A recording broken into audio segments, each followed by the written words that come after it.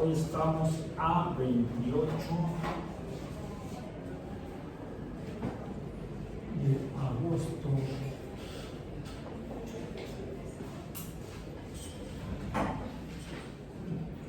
del 2023.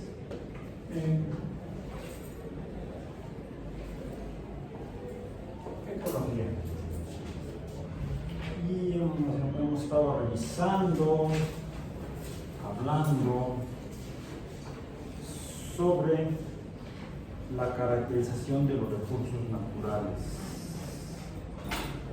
Hoy abordamos el último tema de esta unidad sobre los naturales, donde vamos a retomar algo que ya revisamos superficialmente, que es la biodiversidad.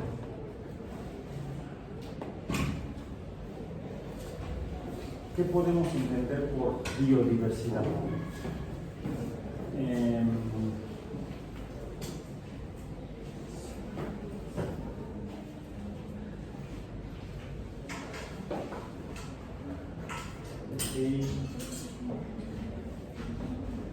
En el sitio web hay un documento ligado que es un glosario. Un glosario es una lista, un listado de palabras de las cuales ahí se definen. Pueden ser palabras, pueden ser conceptos, no necesariamente palabras, pueden ser frases, y se describen, no, se parece a un diccionario, pero no es un diccionario, porque es un listado de definiciones no necesariamente gramaticales o de acuerdo como los entes registradores o reguladores de las lenguas humanas actúan. Está más ligado a campos de conocimiento, áreas de conocimiento humano. En este caso es un glosario sobre biodiversidad.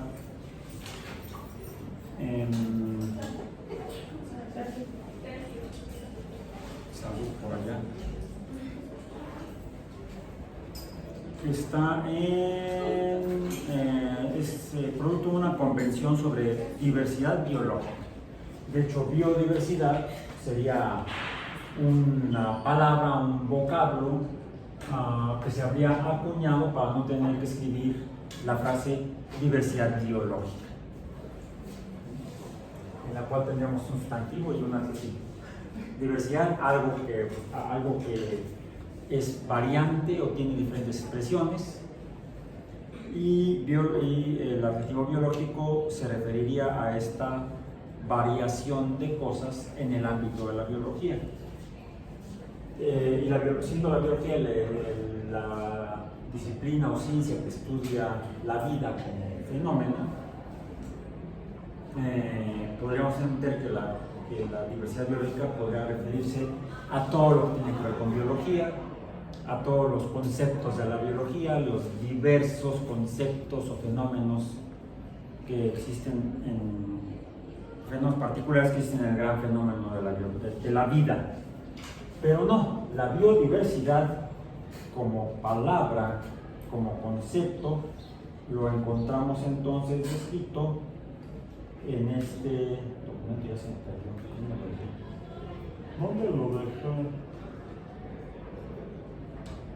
Acá está. Acomódate. Okay. Está en orden alfabético este glosario, comienza y en inglés. Dice Biodiversity Glossary. Access and Benefit Sharing. Está en inglés, que estoy leyendo. Dice compartir el acceso y el Access and Benefit Sharing. Compartir el acceso y los beneficios. Eso no es.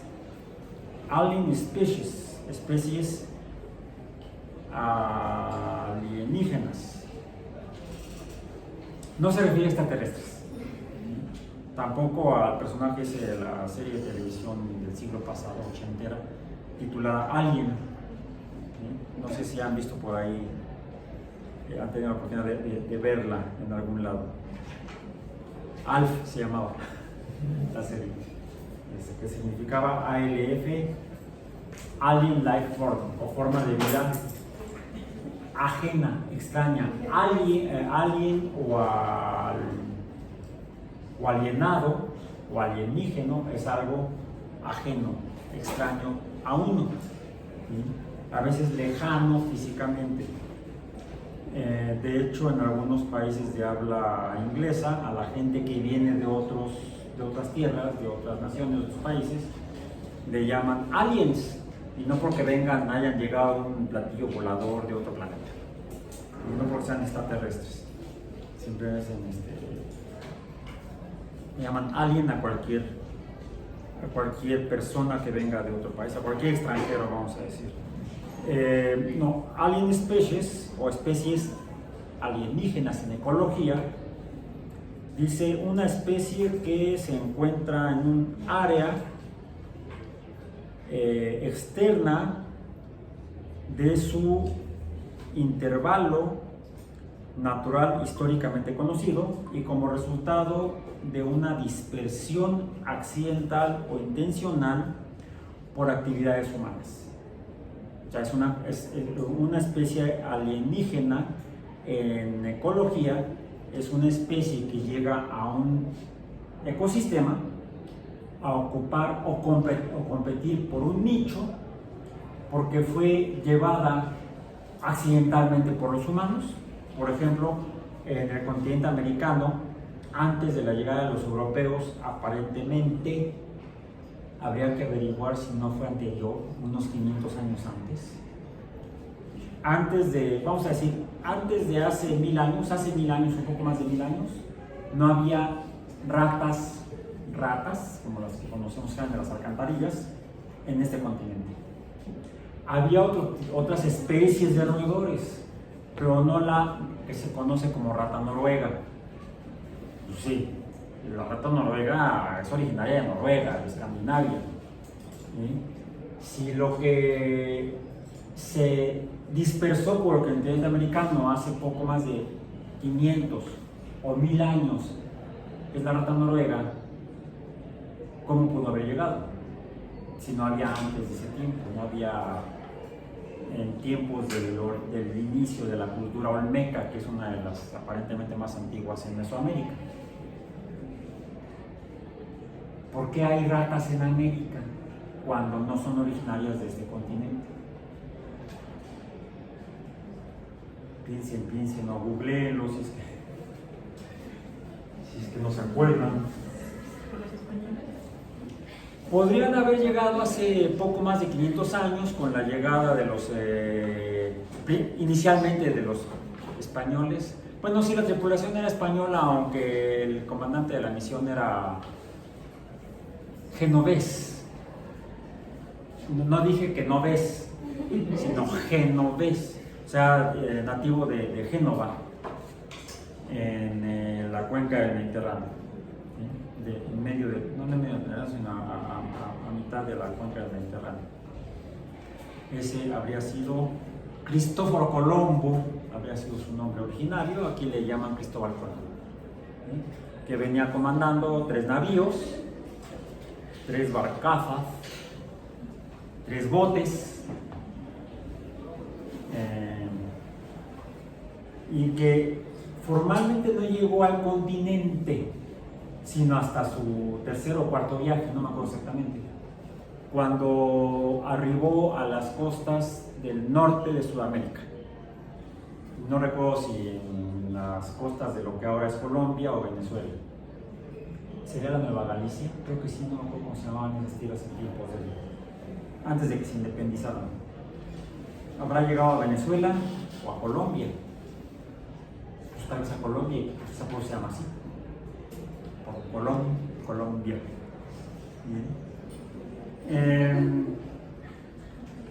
Tal vez venían las ratas metidas en las carabelas y al al desembarcar inicialmente las islas del Caribe, pues, al desembarcar los españoles, pues, las ratas desembarcaban con ellos en las islas del Caribe.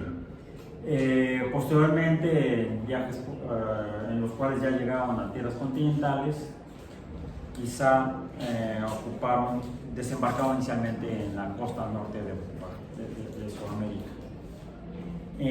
Sería interesante tratar de averiguar de dónde y cuándo son los registros en este continente más antiguos de ratas noruegas. Porque ¿cuál sería otra posibilidad?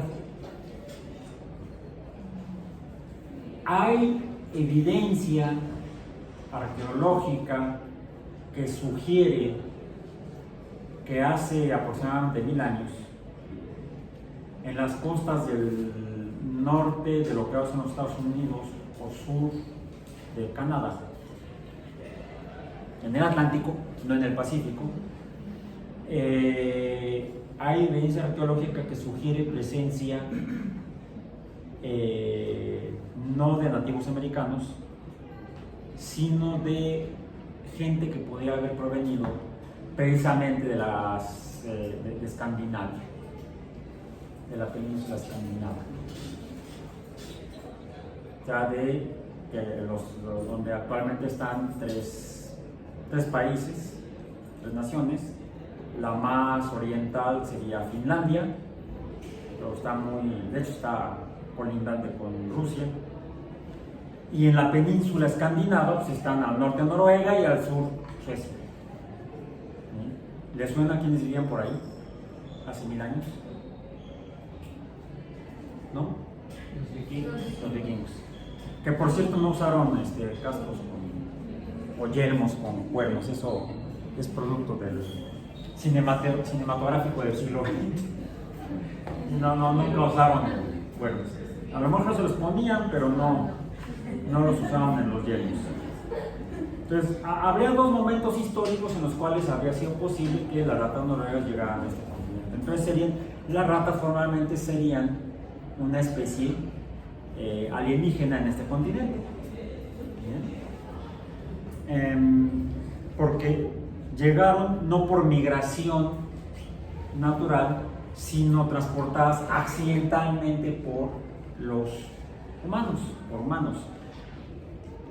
¿Hay alguna otra especie que a ustedes les suene que no sea nativa de este continente y que esté en este continente porque la hayan traído intencionalmente de otro lugar?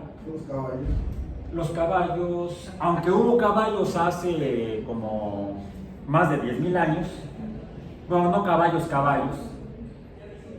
sino ancestros de los actuales ecus, ¿sí? De los actuales caballos, hipos previos, de especies previas, habitaron este continente. Pero durante el largo tiempo que duró la última glaciación en el norte de este continente, no sé por qué les dio por irse. Quizá no se sintieron a gusto y mejor se fueron a otro lugar y se extinguieron las especies de ecus que habría en este continente. Emigraron a Asia y se dispersaron por Asia principalmente. Los ancestros de los caballos actuales, y esos sí fueron traídos por los españoles. No había caballos en este continente cuando llegaron los españoles y los genoveses, y luego los holandeses y los franceses y los británicos y los demás europeos después de 1492. Por lo tanto, también los caballos son una especie alienígena en este continente. Eso para que nos sirva este glosario para ir entendiendo qué es lo que hay donde vivimos, qué sí es nativo y qué no lo es, en cuanto a entidades biológicas, en particular especies biológicas. Así como hemos estado hablando de animales, 2 especies en particular, la rata noruega y el caballo, pues hay otras múltiples especies de diferentes grupos biológicos que no existían en este continente antes de la llegada de los europeos. Quizá hubo en el pasado, antes de la glaciación, algunas especies que emigraron del continente y ya no las hay más desde hace poco más de 10.000 años, no las ha habido, y quizá han sido introducidas en el continente accidentalmente. Otras, quizás sí por migración. Y la siguiente palabra que viene en nuestro glosario es biodiversity. Ahora sí, biodiversidad, finalmente llegamos. Qué bueno, porque ya van 25 minutos, bueno, 20. ¿Cuántas van de? No, aquí debe haber iniciado la sesión formalmente 15 minutos. Biodiversidad, abreviado para diversidad biológica. Ahí está, ahí dice. O sea, no lo inventé yo. Significa la diversidad de la vida en todas sus formas. Salud. La diversidad, incluidos las bacterias que provocan enfermedades respiratorias en el tracto aéreo superior o esperemos no más profundas. Decía, de todas las formas, en todas sus formas, la diversidad de especies, de variaciones genéticas dentro de una especie, que pueden ser subespecies y variedades, y de ecosistemas. O sea, serían, entonces, la biodiversidad estaría conformada por dos entes o dos grupos de entes. Las especies en general, y hay variedades dentro de las especies, pueden estar a diferentes niveles taxonómicos y genéticos, de ahí que haya subespecies, que haya variantes o variedades, y ecosistemas. Aquí debemos ser claros cuando nos referimos a de qué estamos hablando cuando acudimos o mencionamos la biodiversidad. Si nos referimos a la variedad de especies que habitan o que conviven en un hábitat, en un ecosistema o de ecosistemas en sí. Por ejemplo, podríamos, recordando si quieren pueden acudir a los documentos previos para revisar, para eso los tenemos, ¿sí? Podemos acudir sin ningún recato a consultar los documentos escritos, para eso inventamos la escritura, ¿sí? Me parece absurdo tener que obligar a la gente a todo recordar memorísticamente, neurobiológicamente, cuando tenemos la memoria extrasomática, la escritura, en todos los soportes actuales, ¿no? Desde las tablillas de arcilla hasta las tablillas de arcilla. ¿Esto es qué es? Vidrio, un silicato. Los silicatos vienen de las arcillas. Entonces estas también son tablillas de arcilla. Ok.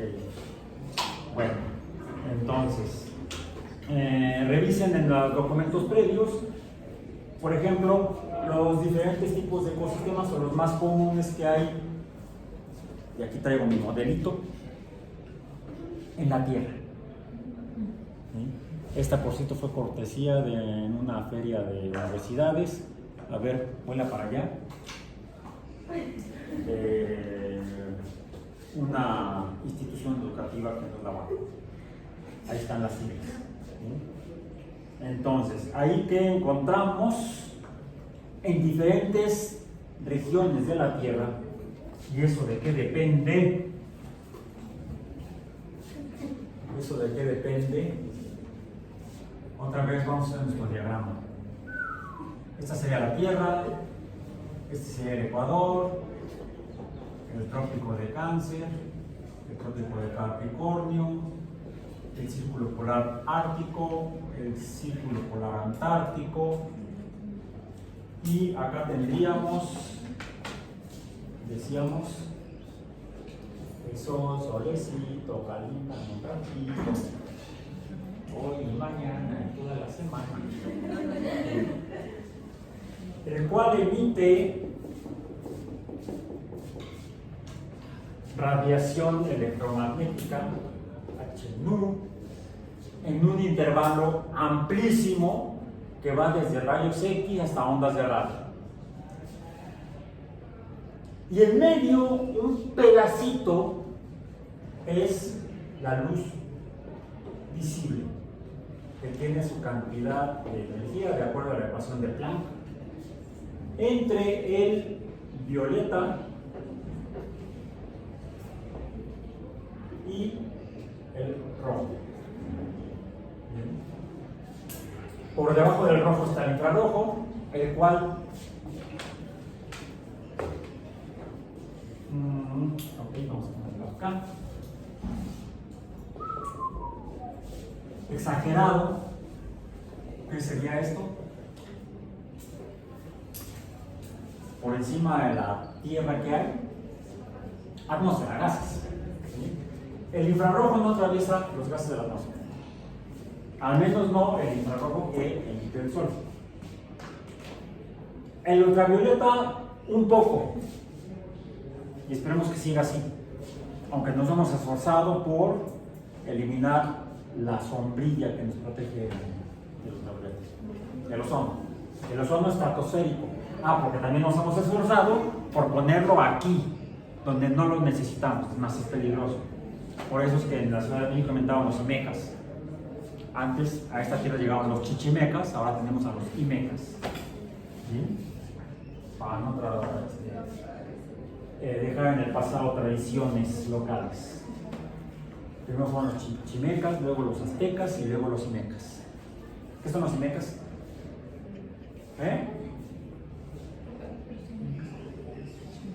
Índices metropolitanos de la calidad del aire, IMECA. Lo de los numeritos que publican, en los cuales miden la cantidad de gases que están sobre la superficie de la ciudad de Tierra mezclados con la atmósfera y que son producto de la actividad humana, son antropogénicos. Como ozono, no, aquí el ozono no nos protege del ultravioleta. De hecho, al contrario, bueno, no es que sea al contrario, sino más bien nos produce daño porque el ozono es altamente oxidante. Si el O2 es oxidante, el O3 dice quítate que ahí te voy. Es más oxidante todavía el O3.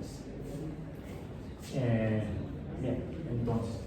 Pero en condiciones normales, esto es lo que nos llega de luz, principalmente, la radiación electromagnética del Sol, principalmente la luz visible. La luz visible interactúa con la superficie terrestre, tanto continental como oceánica.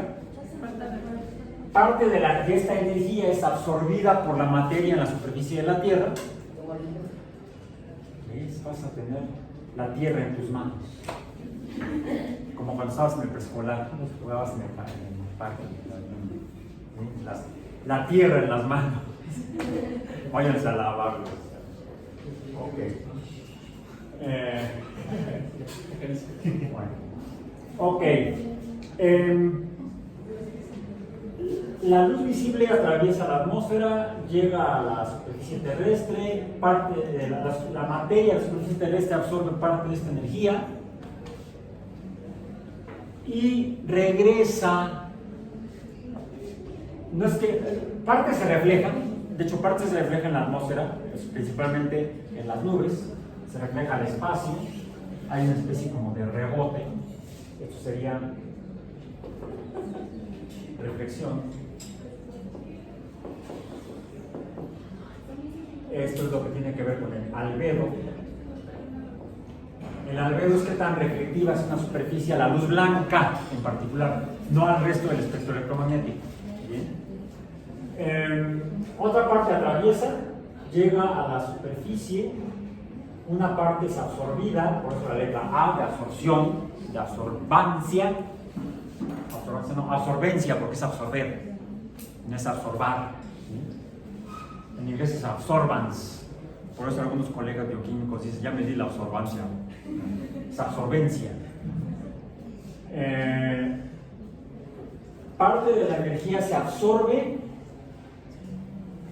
hay procesos de transformación de esa energía en la superficie y entonces parte de la energía se irradia, se arroja hacia el espacio, pero está la atmósfera. Esta energía es principalmente infrarrojo, porque es el infrarrojo, el IR, tiene menos energía que la luz visible. ¿Por qué? Porque parte de la energía la absorbe la Tierra, parte de la energía queda aquí y entonces la que sale acá no puede ser el total, como en el caso de la reflexión, dependiendo del valor del albedo, puede ser el 100% o el poco por ciento, ¿sí? Dependiendo del valor del albedo. El albedo va desde 0 hasta 1. 1, total reflectividad de luz blanca, 0 de reflectividad de luz blanca, o reflexión de luz blanca. Ahora, parte de lo que absorbe esta luz blanca puede ser la materia mineral en la corteza o el agua misma de los océanos, pero también es absorbido en parte por la biosfera. La biosfera es lo que representa aquí en verde, es donde están todos los seres vivos y por lo tanto los que representan la biodiversidad. Todos los seres que están sobre la Tierra representan la biodiversidad. Pero hay diferentes especies, muchas. ¿Cuántas especies biológicas hay en la Tierra? Googleenlo y luego lo incorporan a su informe semanal. Bien. Pero cuando revisamos esta variedad de organismos, de seres vivos sobre la Tierra, no están homogéneamente distribuidos. Inicialmente porque no hay la misma cantidad de energía por unidad de área, vamos a decir, área, la que se recibe aquí, que la que se recibe acá, que la que se recibe de hecho aquí, que la que se recibe acá. ¿Dónde se recibe más? Aquí la misma cantidad de energía se distribuye en un área mayor. La cantidad de energía es igual, pero aquí el área es grande y aquí el área es pequeña. A de área, no de vamos a ponerle abs de absorbencia. Ab de absorbencia. Este sería A de área. ¿Sí? Energía sobre, si A es pequeña, ¿cuánta es la incidencia de energía aquí? Grande. Si aquí el área es grande, la incidencia de energía acá es pequeña. Y dado que los seres vivos,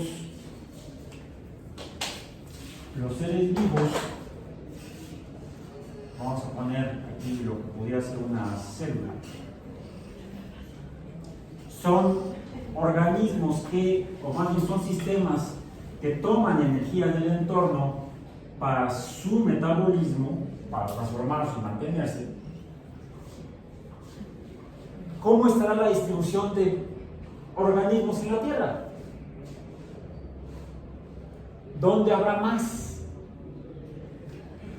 En donde más energía se recibe por unidad de área, que es en la zona intertropical. Eso ya lo habíamos mencionado, aquí lo estamos enfatizando.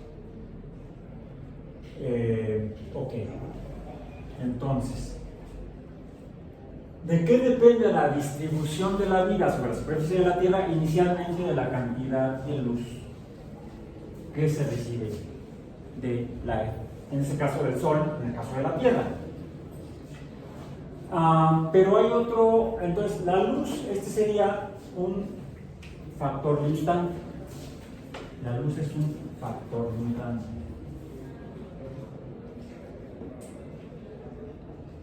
Hay poca luz, hay poca diversidad biológica. Factor limitante.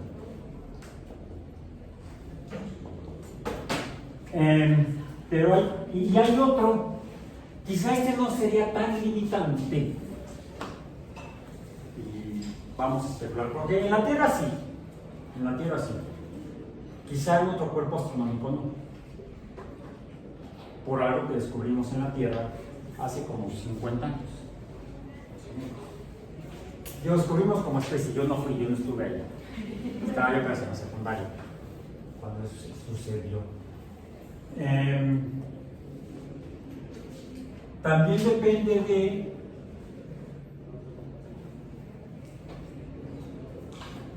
decíamos, esto que representé yo así, y aquí vamos a poner aquí porque aquí también, pero es menos. ¿Qué es lo que representé por acá? Agua, o sí, bueno, vamos a decir agua, su índice L, líquida. Porque acá arriba tenemos, y lo voy a poner con negro para distinguirlo, sobre todo acá abajo. Y acá arriba tenemos un poquito por aquí, todavía, aunque están esforzando por acabarse, un poco por acá. Y aquí supuestamente es estacionario. Agua sólida o hielo. ¿Sí? También dijimos que aquí, y por eso la puse con esto, aquí tenemos agua en fase o estado de vapor. Agua su índice V.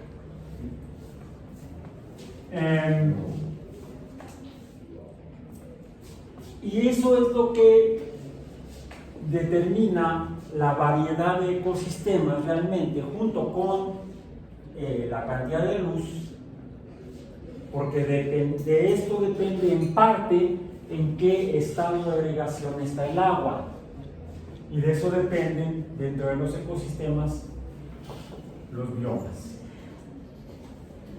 que son los ecosistemas más grandotes que tenemos en la Tierra, cuya ubicación en la superficie terrestre, permíteme la Tierra otra vez, depende del hecho de que la Tierra está inclinada en su eje de rotación, y entonces la cantidad de luz que le llega, ¿dónde está la Tierra? Estaría acá, en el dibujo del pizarrón.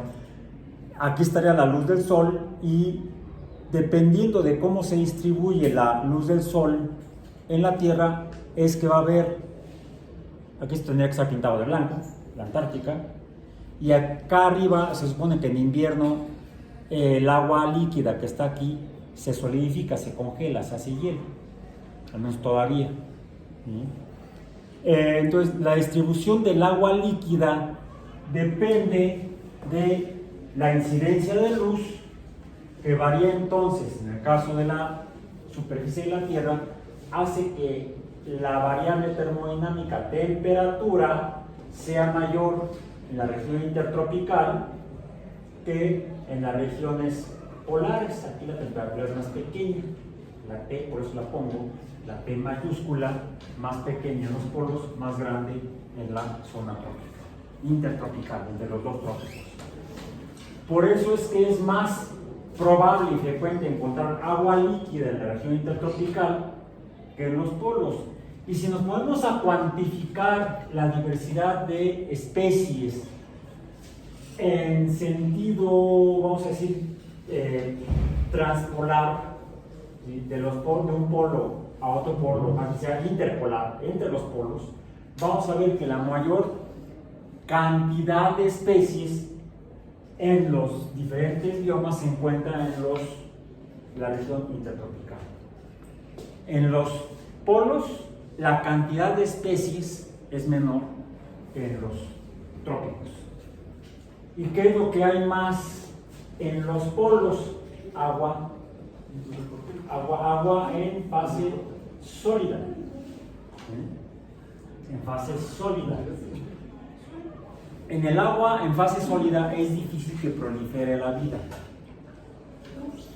De hecho, es difícil que se lleven a cabo las reacciones metabólicas, porque acá dejé el plumón.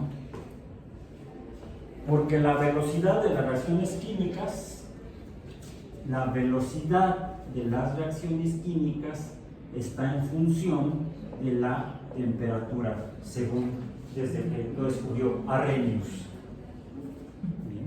la cinética química, que es el estudio de la velocidad de las... Tanto el estudio de la velocidad de las reacciones químicas como la velocidad de las reacciones químicas per se. La cinética o la velocidad de las reacciones químicas es más rápida, es mayor mientras mayor es la temperatura. La velocidad de las reacciones metabólicas depende de la temperatura. Baja temperatura, velocidades menores, además de que tenemos otro impedimento, el medio en el cual se deben difundir las sustancias químicas para reaccionar. Aquí tendrían que ser reacciones en fase sólida. El problema en la fase gaseosa, en la atmósfera, es que para que se encuentren, sí, tienen mucha mayor velocidad las partículas, las moléculas, y entonces podrían colisionar a mayor velocidad y quizá pudiera la velocidad catalizar la reacción. Pero el problema es que se encuentren nada más la vez pasada a la otra molécula y entonces ya no reaccionaste. Entonces también es difícil que se lleven es más difícil que se lleven a cabo reacciones químicas a altas temperaturas, que es otra de las variables que provoca que la materia cambie de estado de agregación. ¿Qué hacemos para que el agua líquida pase a fase de vapor? La calentamos, le aumentamos la temperatura. Pues dependiendo, si la temperatura es demasiado alta, el agua no va a estar líquida, sino va a estar en fase de vapor. Y entonces las reacciones químicas van a ser poco probables por un exceso de temperatura, un exceso de movimiento de calor. Entonces se requiere algo intermedio y para eso el agua es fabulosa. Tiene un intervalo de temperaturas entre las cuales se mantiene líquida del orden de 100 grados, sean Kelvin o Celsius. Entre 273 y 373 grados Kelvin, es más, aquí dije una tontería.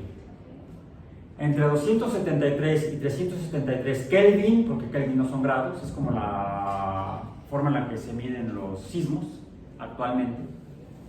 Dicen, es un sismo de magnitud de 6.5 grados, no. Hace 40 años que no se miden en grados los sismos. Es una escala logarítmica, por lo tanto no tiene unidades, es simplemente magnitud. En el caso de la temperatura, sí, la unidad internacional de temperatura es Kelvin o los Kelvin. No le ponemos el circulito, la bolita o el cerito arriba de grados. Esta es la unidad internacional, aunque coloquialmente, cotidianamente medimos en grados Celsius. Le llamamos incluso actualmente Celsius, que es una escala que va de 100 en 100, o es decimal incluso, y por eso le decimos centígrados o grados del orden de 100 en 100. Entonces aquí sí le ponemos el cerito, acá no lo ponemos. Son Kelvin, que 0 grados Celsius equivale aproximadamente, porque tiene una diferencia de 0.15, son 273 Kelvin. ¿Ok? Por lo tanto, entonces, si nada más para poner el dato, 100 grados Celsius equivale dijimos que 373 Kelvin. Y es aquí donde encontramos el agua líquida H2O, subíndice L, pero a presión igual a una atmósfera. Porque no debemos olvidar, y ya se me estaba olvidando a mí, que no, esto no es así. Es T contra P. El diagrama de fases, siempre me hago bolas. Sí. Es T contra P, presión. Hacia arriba. Hacia sí, pero no, si es a la derecha o a la izquierda. Creo que es a la izquierda. Creo que es así. Ahí está. Ok. Aquí sería agua baja temperatura. Aquí sería sólida. aquí sería líquida, aquí sería gaseosa o vapor. ¿Bien? Verifiquen. Entonces, en este intervalo de temperaturas de 100 grados Celsius o 100 Kelvin, y en este intervalo de presiones el agua se mantiene líquida. Por eso es que no solamente debemos considerar la temperatura, aunque es la primera variable termodinámica que debemos tomar en cuenta para saber dónde en la Tierra puede haber agua líquida, donde las reacciones químicas sean más factibles y por lo tanto las reacciones bioquímicas sean más factibles y por lo tanto pueda haberse formado la vida, permanecido, evolucionado y diversificarse. Es todo ese proceso. Dependiendo del tiempo que transcurra desde el origen de la Tierra, luego la formación de vida, el origen de la vida, al tiempo actual, será el tiempo en el cual las especies, por selección natural darwiniana y sus variantes, ¿sí? Nadie ha demostrado que Darwin se haya equivocado, tal vez no fue tan preciso, no consideró, por ejemplo, los genes saltarines o transposones, ¿sí? Y el papel de los virus en la transferencia de genes entre especies, ¿sí? Todo eso hace que la genética sea más compleja que solamente como la escribió Mendel hace en 1865, y por lo tanto la evolución es mucho más compleja que como de por sí ya la había vislumbrado Darwin junto con Wallace en 1859, 58-59. Bien. Eso en cuanto al tiempo. Y por otro lado, no solamente la vida ha ido cambiando a lo largo del tiempo, a lo largo de miles de millones de años, desde hace 3.800 millones de años, que es cuando se estima que pudieron haberse formado los primeros organismos. O sea, el tiempo para la evolución biológica es enorme. Un humano puede vivir, si se cuida bien, poco más de 100 años. Hace 100 años, poco más, principios del siglo XX, la esperanza de vida de una persona promedio en cualquier sociedad humana rondaba alrededor de los 35 años. Sí, Galileo murió de 85, Newton otro tanto, pero eran personas privilegiadas. Aún Galileo bajo encierro domiciliario por hereje, ¿no? Pero por ejemplo, Kepler murió como de 40 años. No, tenía 31 años cuando murió, algo así, murió bastante chavo, bastante, no tan viejo como Galileo. El promedio o esperanza de vida a principios del siglo XX era de 35 años. Ok, pongamos eso como una estándar para medir más o menos cuánto es el tiempo que ha tenido la vida para diversificarse. 35 años, ya ven que nos gusta jugar con números. 35. Supongamos que la vida surgió hace 3.500 millones de años. Eso sería una vida humana hace 100 años. ¿Qué dije? 3.500 millones de años. ¿Cuántos ceros más grande es eso en tiempo? 35 años, 10 veces más serían 350 años, 3 siglos y medio. 3 siglos y medio, todavía era aquí la Nueva España. Pues sí, ¿no? Tenemos poco más de 200 años de haber declarado la independencia de la corona española. 350 años estábamos a la mitad del virreinato en estas tierras. 10 veces más, 3.500 años. Estamos hablando de el auge de Egipto. Todavía no hay evidencia arqueológica que sugiera que ya había aquí grandes ciudades en Mesoamérica. Ni Chichén Itzá, ni Paquimé, en el norte de México,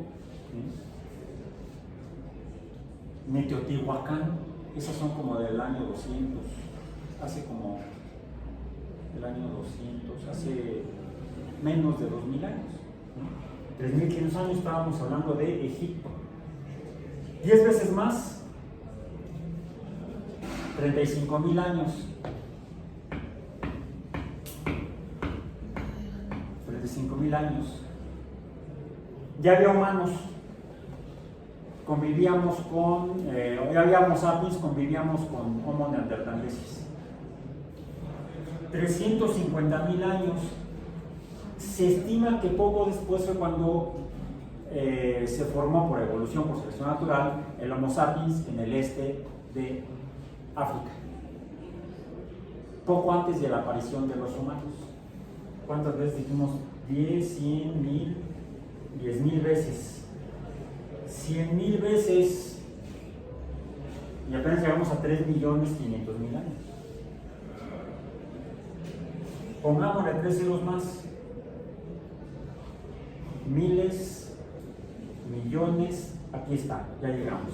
El origen de la vida en la Tierra. 3.500 millones de años. ¿Cuánto más es que la vida de una persona hace 100 años? Por eso es que es difícil concebirlo. Es una enormidad de tiempo que da la oportunidad para que por esta serie de reacciones químicas de influencia del entorno en ellas y la supervivencia de algunas de ellas haya dado lugar a la cantidad de especies biológicas que hoy hay en día en la Tierra. Todas provenientes de las primeras organismos. Ahora, ¿por qué hay tantos y tan diversos? Por ejemplo, decíamos que antes de hace 500 o 1000 años no había ratas en América. Estaban en Europa. ¿Por qué no había en América? Pues porque América estaba separada o aislada por 4 océanos, el Atlántico, no mentira, Europa está acá, por 3 océanos, el Ártico, por todos los océanos, estaba separada de América. América estaba aislada de Europa y pues que no había ratas noruegas ni caballos. Eso es lo que denominamos barreras geográficas.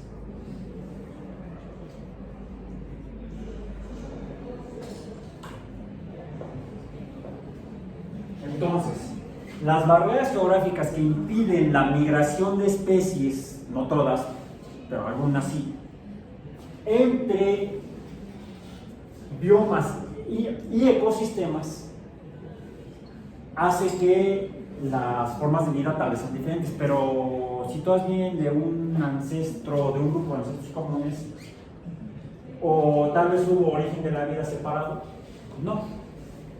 Recordemos que la Tierra, la corteza, no está estática. No solamente la Tierra se mueve girando alrededor, rotando alrededor de su eje, girando alrededor del Sol, sino que la misma superficie de la Tierra, la corteza, se mueve. Esa sí la sentimos, ¿verdad? En los sismos. Hablábamos de los sismos. Hace apenas 60 años, o poco menos de 60 años, a mediados de los 60s, estaba yo en el preescolar, entrando a la primaria, en el preescolar en realidad estaba. Se descubrió la teoría de tectónica de placas,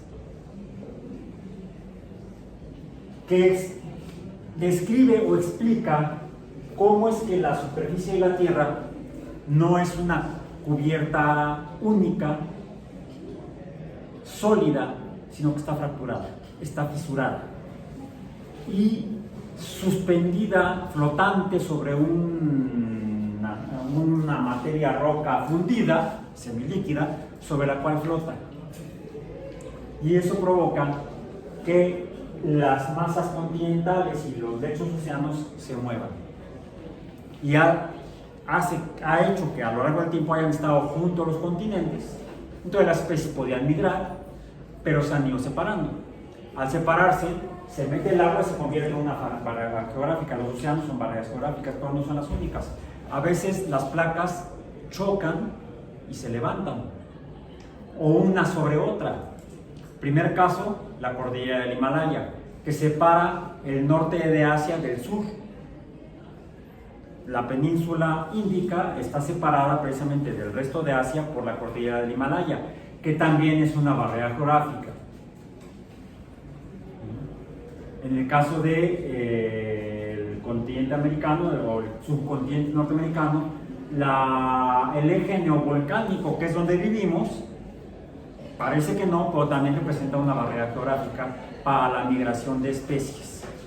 Y la presencia de barreras geográficas es la que provoca la diversificación al separar descendientes de un mismo ancestro. Y de esa manera es como las especies han ido diversificando, siendo seleccionadas por selección natural, y es otro motor de la biodiversidad. Un último es lo que les decía que se descubrió a mediados de los 70s, cuando en el fondo del océano, donde se suponía que como no llegaba luz, estaba muy frío, porque al no llegar luz no se calienta, pues no habría la energía para mover la vida. Pero se encontró que producto de este mismo, hay fuentes de energía geotérmica en el fondo de los océanos, en algunos lugares se llaman pozas hidrotermales, donde también la energía que mueve a la vida no es la luz, sino, o sea, no el calor por la luz, sino el calor proveniente de debajo de la corteza terrestre. Y nos ha dado mayor información sobre una mayor biodiversidad en la biosfera terrestre. Denle una revisada. Con esto cerramos esta parte del curso y pasaremos entonces a la primera evaluación. La publicaré en el CIPI hoy por la tarde. Si alguien no está en el CIPI, mándenme un correo para que le envíe yo por correo el primer problema para evaluación, que sea la primera evaluación parcial del curso. ¿Por hoy está en la plataforma? No, es otro. Bueno, no me acuerdo si lo escribí en el sitio web. ¿Hay una que dice semana 4 o primera evaluación? Sí, entonces si lo puse, no me acuerdo. Pues lo reviso. Yo tengo que darles otro dato rápido, ya que les que tengo que revisar. Pasa que la computadora que uso en casa, porque aquí no tengo computadora, empezó a fallar. Entonces me ha costado trabajo actualizar todo, el CIPI, el sitio web, todo. El correo electrónico importante lo puedo ver en la tableta, pero no puedo ahí actualizar los sitios. El CIPI parcialmente, pero no todo. Entonces me ha costado más trabajo actualizarlo. Se los verifico a través de mensaje de CIPI cuál es la primera evaluación parcial, si es la que está en el sitio web o no, es otra. Y para que se enteren. Y lo último, en el sitio web donde dice el grupo, ya está disponible la lista extraoficial donde he estado registrando sus entregas de documentos semanales. Revísenlo por si a alguien le falta alguno, díganme, si falta, vuélvanlo a enviar. Por hoy entonces terminamos, ya nos colgamos 3 minutos.